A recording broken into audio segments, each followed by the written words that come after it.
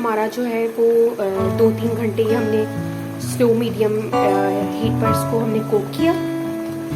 गोश्त हमारा इससे बिल्कुल सॉफ्ट हो चुका है बोंग। और अब इसका जो हम एक्स्ट्रा पानी है वो जो है हम ड्राई कर लेंगे।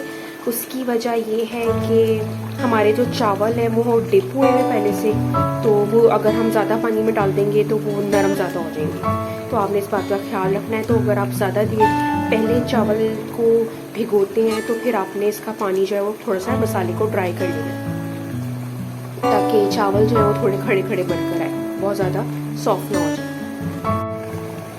अच्छा, जब तक इसका पानी जो है वो ड्राई हो रहा है, हमने इसके अंदर एक आलू जो है वो क्यूब्स में इस तरह से काट के डाल दिया, ताकि वो उसके साथ ही जो है वो गल जाए।